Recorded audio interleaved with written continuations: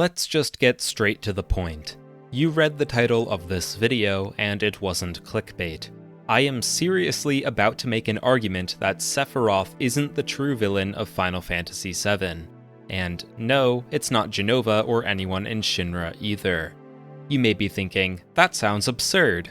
And you're right, it is pretty absurd, so let's lay some ground rules.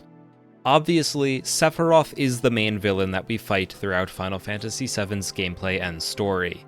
He's the one who ultimately sets the events of the story in motion on a literal level, and is the actual gameplay challenge that we must overcome to beat the game. So what on earth am I talking about? Well, I believe there is actually a hidden story within Final Fantasy VII. I believe there is another layer to the game, an allegorical layer. And on this allegorical level, I don't believe Sephiroth is the true villain. It's something else entirely, and it reveals a lot about Final Fantasy VII's themes and messages. When you look at the game's narrative from this thematic perspective, suddenly, the character of Sephiroth vanishes from the game's focus. Beneath the surface, Final Fantasy VII's story is centered around a different antagonistic force, and today, we'll be figuring out exactly what that force is. Now for some disclaimers. This will be a thematic analysis of Final Fantasy VII, meaning while I'll talk about gameplay here and there, this video will primarily analyze the game's story. Additionally, we will be spoiling Star Wars Episode 5: The Empire Strikes Back, as well as the entirety of Final Fantasy VII. Only the original game though. Nothing I say in this video applies to the remake trilogy. Alright, we're now ready to begin. Welcome to Final Fantasy VII. Let's start with a quick summary of the story's premise. We're not going to go over the entire plot step by step, so this will be brief. Think of it as a refresher so we can properly discuss everything we need later. Our story takes place on a world simply called the planet. The planet is filled with energy called Mako, which is like its lifeblood. Mako has magical properties, so humans have been taking advantage of it for many years. Long ago, there lived a race of people called the Cetra, now known as the Ancients. Legends say the Cetra knew about a place called the Promised Land, a paradise hidden somewhere on the planet. However, this race has mostly been wiped out by the time Final Fantasy VII's story begins. In modern times, the world is mostly controlled by a company called the Shinra. They have managed to convert Mako to fuel, which allowed them to make highly advanced technology. They have Mako-based reactors that power the floating city of Midgar, for example. They've also infused Mako directly into humans, which made them far stronger than ordinary people. This Mako infusion program is called Soldier, spelled in all caps.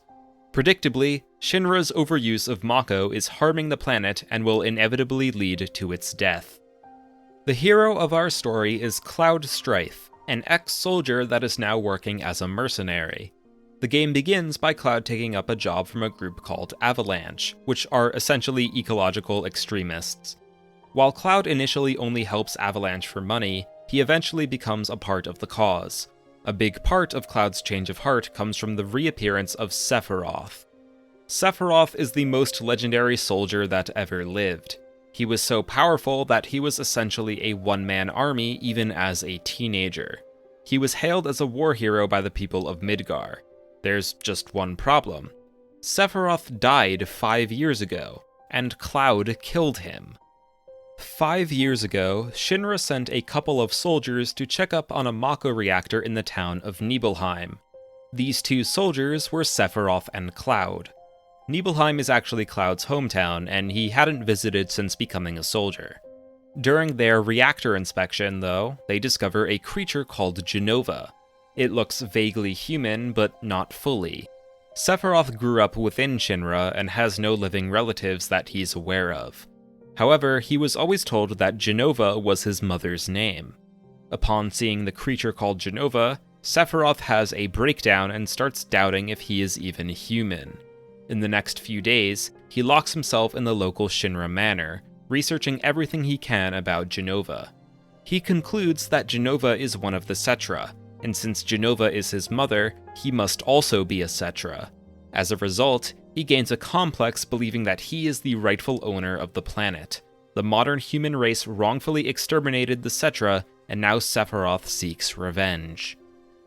He burns down all of Nibelheim, killing nearly all of the townspeople. He returns to the reactor to retrieve Jenova's body, but Cloud confronts him there, and Cloud manages to kill him. The details of how he did this are unclear, but that is the story the game tells us. Somehow, Sephiroth is walking about again, and he seeks to wipe out the human race. The game's plot is all about chasing Sephiroth down and stopping his plans of mass extinction. During the party's chase, Sephiroth appears to them in various forms. When he does, Sephiroth is able to manipulate Cloud to the point of full-on mind control.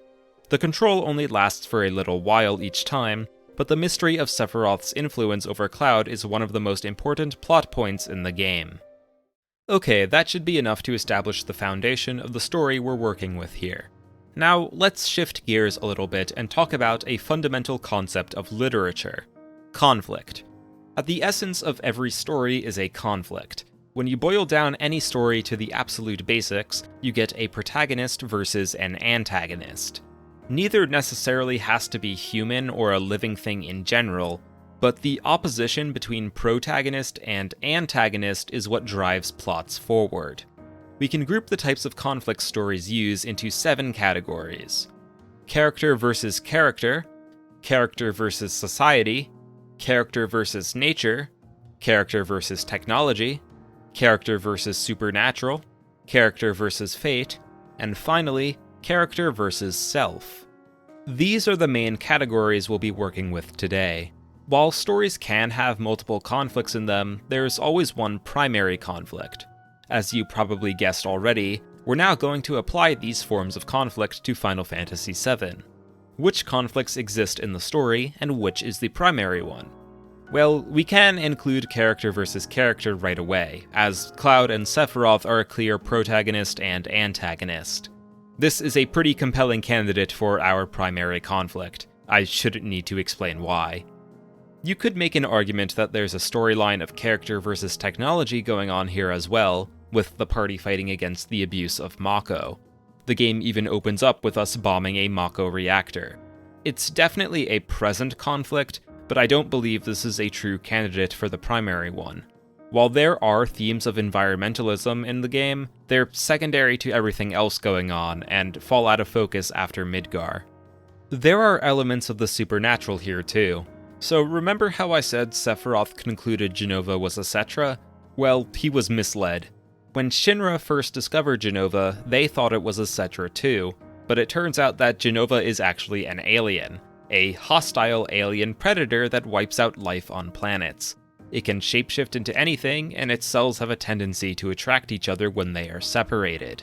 This is actually how Sephiroth has reappeared. He's using Jenova as a host for his physical form. Because of this, some people say that Jenova is the true villain of Final Fantasy VII, or it's at least unclear whether Sephiroth or Jenova is the one truly in control. This idea of Jenova being the one controlling Sephiroth is compelling, but it's confirmed not to be happening, at least in a literal sense. Sephiroth is the one controlling Jenova and isn't being manipulated, but we'll return to this idea of Jenova's influence later. The main point I'm getting at is that because Sephiroth is the one pulling the strings, I don't think character versus supernatural is a good candidate for our primary conflict. Character versus society and character versus nature both don't have any evidence going for them, really. We never seek to reform society as a whole, and the antagonists are all intelligent beings, unlike forces of nature. Final Fantasy VII also never really explores fate in any meaningful way, at least not this version. The remake trilogy certainly does, but like I said already, we're not talking about those games today. That leaves us with one more candidate: character versus self. Cloud is our protagonist, so if this were a conflict in Final Fantasy VII, then Cloud must have some serious internal problems that drive the plot forward. And, well, there's no other way to put this. Yeah, he's pretty messed up. He's so messed up in the head to the point when I would argue that character versus self is the primary conflict in Final Fantasy VII. It's obviously not the only important conflict, as we know in literal terms we fight against Sephiroth the person. However, nearly all of Final Fantasy VII's important themes and messages are going to be found on the figurative level to the story. It's within Cloud's internal dilemma where we can find our answer to who, or what, is the true villain of the game. With all that said, we're not quite ready to delve into the depths of Cloud's mind. Everything in the game's story is affected by Cloud's mental state, so we need to find a lot of puzzle pieces in the narrative for us to make sense of what's really going on in Cloud's head. To start, let's get acquainted, or reacquainted, with a few key characters and their roles in the story.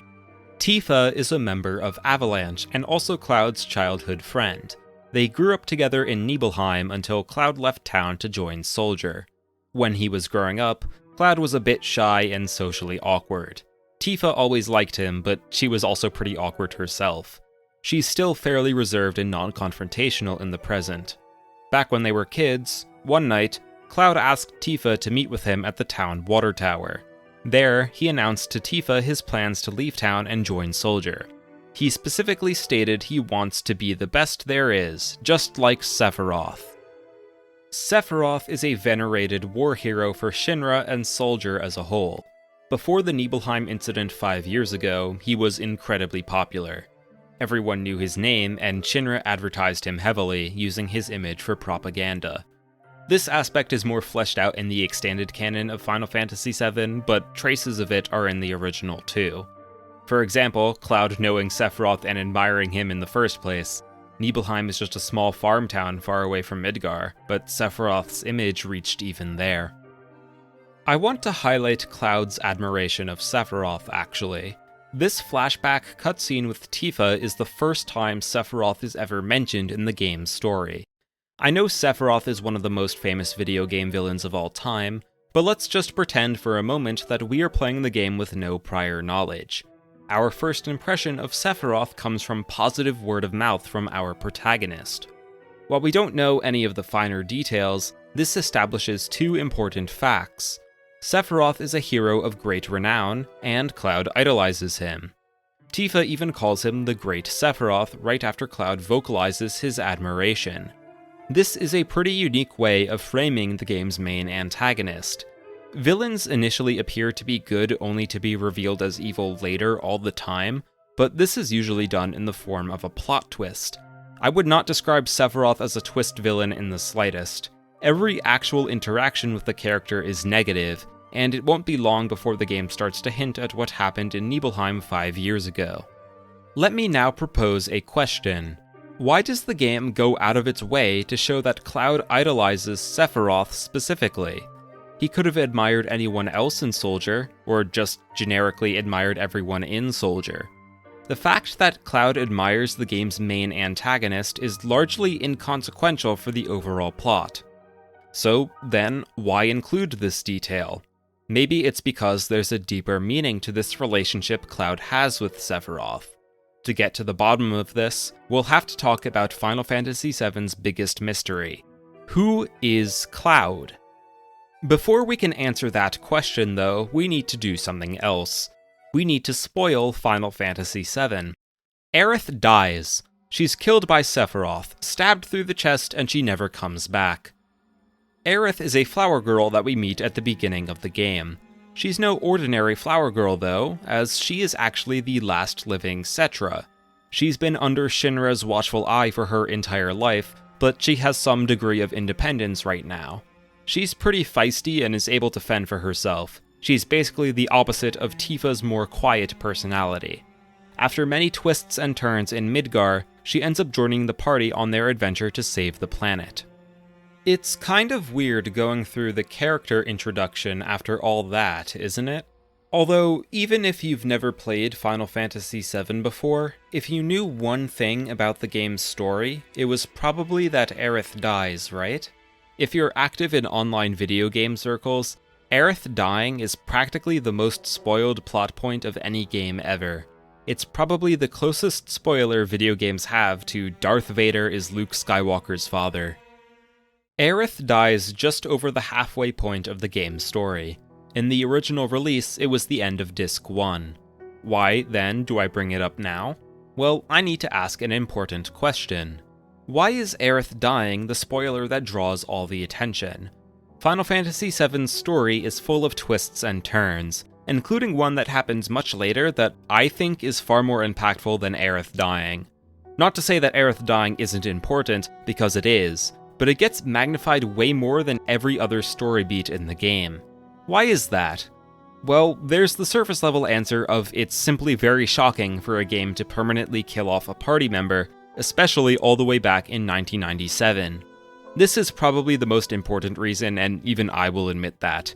Humor me for a bit though, because here's another perspective.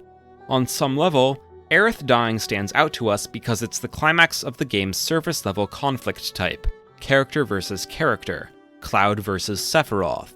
Sephiroth, the person, kills our good friend and party member. It's a personal act of evil toward the party, and it's by far the most impactful thing that Sephiroth ever directly does to us. Pretty much all of our party's other problems are caused by Shinra. From here on out, including the ending of the game, nothing Sephiroth does comes close to the level of killing Aerith. But her death happens in the middle of the game. Our conflict with Sephiroth trails off after this point, and the more thematically important one, character versus self, begins to emerge. During our pursuit of Sephiroth, we come across a bunch of people wearing black robes with a number tattooed to them. They're incoherent, all mindlessly walking and saying the word reunion over and over again. Clearly, something horrible happened to them and they've been stripped of their identity, replaced by a number. While it's not known to the party right away, these black robes are various people injected with Jenova cells in an attempt to create another Sephiroth. The presence of Jenova in their bodies allows Sephiroth to possess the black robes as he pleases, and the black robes are all drawn to Sephiroth's presence. As already mentioned, the Sephiroth we've been seeing is not his actual physical body. He's using Jenova and people with Jenova cells in them as hosts to convey his will. Sephiroth really did physically die, but his vengeful will persisted. Sephiroth's body is currently residing at the Northern Crater, and that's where all the black robes are heading for what's called the Reunion. The Reunion refers to the regathering of Jenova's cells. Remember, Jenova cells attract each other. The Jenova hosts will all reunite at the Northern Crater, where they will be used to rebuild Sephiroth's physical body and revive him. It's pretty easy for us, the player, to make a connection between the black robes and Cloud. Both can be taken over by Sephiroth. Cloud retains some individuality at least, but can we really be sure that the Cloud we know is actually Cloud Strife? It's established relatively early on that Cloud is an unreliable narrator. There's no actual evidence for his account of what happened in Nibelheim, even upon revisiting the town in the present. In fact, Tifa doesn't remember Cloud ever returning to Nibelheim. She was one of the few survivors of the Nibelheim incident, and she never saw Cloud there. The conclusion the game is leading the player onto is that Cloud is a clone of Sephiroth, just like the Black Robes. In fact, Sephiroth is leading Cloud onto this himself. He constantly taunts Cloud about his lack of memories and claims that Cloud is just a mindless puppet. While you could argue this is another facet of the character versus character conflict since Sephiroth is egging Cloud on, but I disagree. I find it hard to view this as anything other than character versus self because Sephiroth isn't lying. He's just pointing out something that Cloud can't come to terms with. Cloud is adamant in his denial of Sephiroth's allegations, but he's forced to face reality at the Northern Crater. There, Sephiroth provides actual, physical proof of Cloud's delusions, and he starts to question if he was ever really in Soldier at all. When Cloud first describes the Nibelheim incident, he recalls a townsperson asked to take a picture of Sephiroth, Cloud, and Tifa all together. Sephiroth shows the actual picture to Cloud and, sure enough, Sephiroth and Tifa are in it, but not Cloud. There's someone else entirely, a different soldier. This is enough to break Cloud completely. If he can't trust his own memories, how can he believe anything about himself at all? He concludes he must not be Cloud Strife. Maybe a Cloud Strife really did exist at one point, but he isn't him. He's just a failed clone of Sephiroth. At the Northern Crater, Cloud begs the person responsible for the Jenova experiments, Hojo, to give him a number like the Black Robes have. Cloud lost all sense of his identity. A number is the only thing he can think of clinging to, but Hojo doesn't even give him that. Cloud ends up falling into a catatonic state and is helpless to prevent the reunion from happening. Sephiroth is reborn, and the party enters their lowest state of the entire game. Cloud idolized Sephiroth as a kid. He dreamed of leaving town, joining Soldier, and becoming the next Sephiroth. It's kind of cruel how becoming the next Sephiroth ended up taking on a very different meaning. It turns out that Cloud failed in his pursuit of his dream. He never joined Soldier, and he never became the next Sephiroth. Even on the level of Cloud being a Sephiroth clone, he failed. Cloud was a failed Sephiroth clone, and nothing more. That's what the game wants us to think, anyway. Now, indulge me for a moment here. I'm going to ask what seems like a very weird question, but it will make sense soon. What are we actually doing in Final Fantasy VII? Our party's goal is to save the planet, but what do we do for the vast majority of the game? Well, we pursue Sephiroth, but we end up failing. Isn't that exactly what Cloud of Nibelheim did? He pursued his dream of becoming the next Sephiroth and failed. Or maybe it's more accurate to say that Cloud's dream compelled him to leave all he knew behind, and he never ended up being successful. Take a look at this dialogue after Cloud's breakdown at the Northern Crater. He thinks to himself, I wasn't pursuing Sephiroth, I was being summoned by Sephiroth. And here, we have our answer to Cloud's internal conflict. Cloud cannot cope with being a failure. He was consumed by his dream rather than using it to motivate him. Cloud's dream controlled him, and this is the real heart of Final Fantasy VII's story. The game's narrative uses Sephiroth as a metaphor. He represents all that Cloud strived to be. If we assume Sephiroth is a manifestation of Cloud's dreams, then we can read the entire adventure in a new light. Our pursuit of Sephiroth is really an allegory for Cloud's failed pursuit of his ambitions. Just like Cloud, we fail in the end. I know this might sound a bit far-fetched, but here's something to consider. At the Temple of the Ancients, Cloud is compelled by Sephiroth to give him the Black Materia. In this cutscene, Cloud's physical body isn't in our control. We can only helplessly watch the events unfold, but we do so from the perspective of Cloud's child self. My interpretation is that this represents the real Cloud, beneath the Sephiroth puppet. Why, then, is he still represented by a child, despite being a grown adult? This is the same Cloud model we saw when he vocalized his admiration of Sephiroth. He never truly grew out of this stage of his life. It's a very small detail, and while I can't prove what the developers intended, it reinforces my belief that the heart of the story comes from Cloud's childhood ambitions, because deep down, Cloud is still a child. If you're already familiar with Final Fantasy VII's story, you know that Cloud is not actually a Sephiroth clone. The truth about Cloud is, in my opinion, one of the greatest reveals in gaming history. I'm hesitant to talk about it in this video because I really do think it's that amazing, but there's no way to speak around it. Here's the truth. Everything described in the Nibelheim incident was true, almost.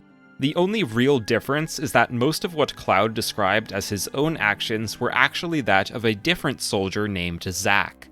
How did Cloud know what Zack did if he allegedly never returned to Nibelheim, though? Cloud was never even in Soldier, but he somehow can speak about the Nibelheim incident as if he were an eyewitness. How is this possible? Well, it's really quite simple. Cloud actually did return to Nibelheim. He just wasn't a soldier. Cloud was one of the generic Shinra grunts sent along with Sephiroth and Zack. He was too ashamed to show his friends and family his failure to become a soldier, so he never took off his mask. That's why Tifa never saw him return. It's also true that Cloud was able to kill Sephiroth. The confrontation he recalled was actually between Sephiroth and Zack, but Zack was defeated. Afterward, Cloud surprised Sephiroth from behind and stabbed him. From there, Sephiroth was wounded but still alive. He retaliated against Cloud, skewering him on his sword, but Cloud pushed through the pain, using the Masamune as a lever to throw Sephiroth into the reactor. He truly did kill Sephiroth, but his injuries were vast. He and Zack were found by Hojo, and ended up being experimented on for 5 years, all while being in a comatose state. That's how Cloud ended up being infused with Mako and Jenova cells despite never joining Soldier. For the entirety of Final Fantasy VII up until now, Cloud has essentially been playing a character. His personality is heavily influenced by what he perceives soldiers as being: stoic, cool, tough guys, and he uses details from Zack's life to fill in the gaps of his own memory. Cloud cannot accept that he wasn't good enough to join Soldier, so he's in about the most extreme form of denial there is. After the events at the Northern Crater, the next major goal is to restore Cloud back to normal. He's removed from the party for a long time, and there's a whole therapy session between Tifa and Cloud to get him to accept the truth he already knows deep down. We also get the truth of why Cloud unhealthily fixated on Sephiroth so much. He had a crush on Tifa and wanted her to notice him. That's really all it was. A childhood crush inspired a childhood dream that got out of control. Luckily, the Lifestream therapy is successful, and Cloud is able to truly become himself again. Not the fake version of him either, but the real Cloud Strife. His personality noticeably changes at this point of the game. He's a lot more cheery with his companions, and is overall just a lot more pleasant to be around now that he isn't so broody all the time. Okay, wonderful. We're now all on the same page about what exactly is going on in Cloud's head. I mentioned earlier that I believe the game's primary conflict type is character versus self. Cloud's internal struggle to come to terms with his own failure is the real overarching conflict in the game. Here's a little something interesting that justifies this. If you had to guess, how many lines of dialogue do you think Sephiroth has after being revived at the Northern Crater? The reunion happens at roughly the 2/3 point of the story, give or take a little bit, so there's still a lot to go. This is when Sephiroth is at his most powerful and Cloud is at his lowest. From his revival to the very end of the game when credits roll, how many lines of dialogue does Sephiroth have? Well, believe it or not, but it's 0. Actually 0. Even in the literal final boss fight, the real revived human Sephiroth doesn't say a word. Why does Sephiroth completely vanish from the story when, if anything, he should be more prominent? Well, it's simple. The narrative was never actually focused on fighting Sephiroth the person. What we were really fighting all along is the true villain of Final Fantasy VII, Sephiroth the concept. We know Sephiroth represents Cloud's dreams, and Cloud couldn't come to terms with his own failure. Cloud didn't have a healthy relationship with his dream. Final Fantasy VII is actually a commentary on the dangers of idolization and over-attachment to one's dreams. It's perfectly fine, healthy, and encouraged to have your own goals and ambitions, but putting your entire being into replicating someone else's success is just not. It's toxic. And that's what was going on in Cloud's mind as a kid. He was very shy and awkward. He looked up to Sephiroth because he saw Sephiroth as a way for him to overcome his social struggles. Unfortunately for Cloud, he didn't use Sephiroth as a healthy role model, although that's not necessarily his fault. He was just a kid. We know Shinra used Sephiroth as a heavy propaganda tool. Everyone knew Sephiroth the war hero. I'm sure you can extrapolate how this can be dangerous if you're a kid consuming Shinra-sponsored media and don't know any better. None of Sephiroth's internal struggles were publicized, like how he struggled growing up without knowing his parents and didn't get to have a normal childhood. Cloud only saw the idealized version of Sephiroth, the concept of a perfect hero. He thought this was attainable for him, and it just wasn't. That idea is the real villain of Final Fantasy VII. This is the metaphorical reason why Sephiroth is able to manipulate Cloud. Since he's a stand-in for Cloud's dreams, it's all a representation of just how sad Cloud's headspace really is. It's not just Cloud with Sephiroth that demonstrates this toxic idolization either. Near the beginning of the video, I brought up how Sephiroth is the one controlling Jenova, but we would revisit the idea later. Think about it for a second. In a way, Sephiroth himself kind of has a similarly toxic relationship with Jenova. Everything he did was a result of him believing Jenova to be a superior being. There was plenty of evidence to show that Jenova is not actually a Cetra, but Sephiroth refused to accept it, just like how Cloud refuses to accept he never became a soldier. This relationship isn't nearly as important as Cloud's is with Sephiroth to the narrative, but it is an interesting parallel. Speaking of interesting things related to toxic idolization, I want to bring up the party as a whole. I believe the writers were very conscious not to portray any main character as a flawless hero.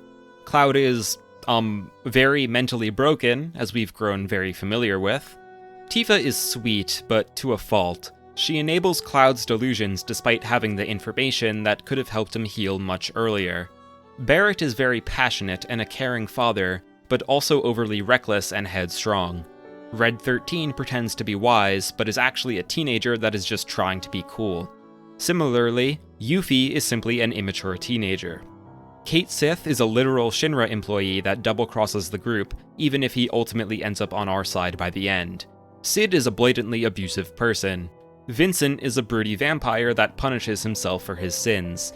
The closest party member to being a role model would be Aerith, but she's not without her faults either, and we all know what happens to her. A big part of getting Cloud to come to terms with himself is helping him realize that, while he may have failed in his original goal of becoming a soldier, he was still a hero. He really did kill Sephiroth and Nibelheim. He basically single-handedly saved the world, for a bit at least. It took Sephiroth a long time to gather strength and influence over the planet to enact his schemes. Since we know Sephiroth is a representation of Cloud's dreams, it's also a nice metaphor to show Cloud taking back control from his ambitions. His original dream died, but he made a new one for himself that day: become a hero. The final actual gameplay challenge in the game is Safer Sephiroth, the ultimate form of Sephiroth the person. However, there's technically one more fight after this. It's unclear where the battle actually takes place, since Cloud just kind of launches his spirit out of his body beforehand, but my interpretation is it takes place within Cloud's mind. Here, we have our final battle against Sephiroth the concept. We finally expel the toxicity from Cloud's mind once and for all by getting to Omnislash him to death. It's the same imagery as the truth of the Nibelheim incident. Cloud takes back control of himself here. Sephiroth is shirtless in Cloud's mind, which seems pretty funny at first, but it actually makes a ton of sense from a symbolic standpoint. Sephiroth, the concept, is finally vulnerable, and having his chest exposed is a symbolic representation of that. That's what sets it apart from Sephiroth, the person's, death at Nibelheim. Famously, Cloud throwing him into the reactor did not actually finish the job, but here, we expel him from Cloud's mind for good. This fight, taking place after our battle with Safer Sephiroth, in my eyes, places it as the more important one thematically. So, the true villain of Final Fantasy VII is not Sephiroth the person, but rather Sephiroth the concept. More specifically, Final Fantasy VII is all about managing our relationship with our ambitions and idols. Unhealthy fixations on dreams is what drives the game's story. It was never about Sephiroth the person. That's why he vanishes in the last third of the game. When you consider we're really fighting against an abstract concept, it makes total sense why Sephiroth, the person, is only in focus when the plot demands it. We are otherwise focused almost entirely on Cloud's internal struggles. Sephiroth is simply a narrative tool to give a physical form to our metaphorical fight against an abstract concept. Wow, that was a lot to keep track of, but we've now finally reached the end. Thank you so much for watching. If you enjoyed the video, please do be sure to leave a like and subscribe so I can make more videos like these. Before we truly end, there's a couple of things I wanted to mention that didn't quite fit anywhere in the script. First of all, Sephiroth happens to be my favorite video game character of all time, mostly because of just how cool he is. His entire design from the sword to the one wing is amazing. I love the way he's introduced into the present story at Shinra HQ. You follow a trail of blood only to find President Shinra stabbed by Sephiroth's sword, and it still gives me chills to this day. Second, Final Fantasy VII has one of my absolute favorite turn-based combat systems, and I really enjoy materia as an equipment mechanic. If you're hesitant on giving the original Final Fantasy VII a try because it looks very dated and you fear it hasn't aged well, I would assure you that the game holds up phenomenally. Except for the graphics, but I can't really fault the game for that. The blocky, Lego-esque character models have grown on me over time at least. Lastly, sorry for the big delay between this video and my last one on Chrono Trigger.